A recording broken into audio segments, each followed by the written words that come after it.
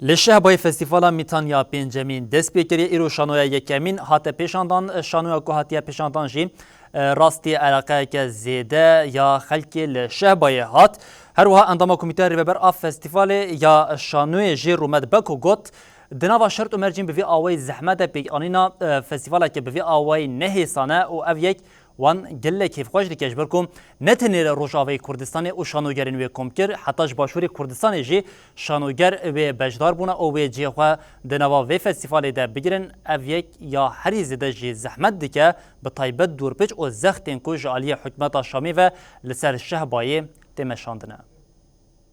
والحسكة وكذوب كسرنا الحصار في ظل الحصار شهبای تفگرا چاند هنر یا عفرین و شهبا فستیوالا میتان آ پنجان دست بیکر. ده فستیوال ده ویژه گلک باجاران کومیشانو بشدار ببن.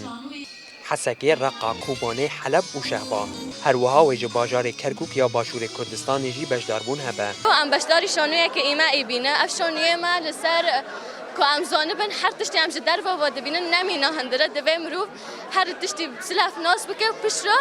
نرینن خود درباره ویدا ببه. در روز یکمین دا آخافت نافکرنی لسر ناوی ریوبریا خسر و کمیته یا آماده کار و هاتا کرن. هر وها سینفزیون و شانویا نیشانی جی جگل را هاتا پیشکش کرن.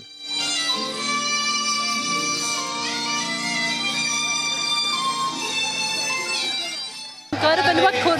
كردستاني انا بيج هيشن هاف ده فستيفال كهنري ده ام وي بركب خشمونه كما قريبو ده جهه كي اوقص زحمت ده جهه كجبريه ده قريبو روجاوا بينه قال هاف ده درفا روجاوا جي كوم بكسر هاف ده او جي ماجي هيجان قرتيه وام بهيفينا كو فستيفال مثلا كفتي بغوري دله ملت به فستیوالا میتان و 8 روزان لهولا میتان آنافچه احداث آ شهبای پیکوره. دناوا 8 روزان ده 7 شانو و ورن پیشکش کرن. فستیوالا بنجامینه فستیوالا یکمین لعفنی بیکاتب فستیوالا بنجامین آمیتان نافچه احداث یا شهبای بیکته فستیوال لهمبری ایریش و پولیتیکای انقرکرن لهمبری چانده بیکاتیه یک جان خواهر کرن قربان دو دوز آزادی ده شهید یک تا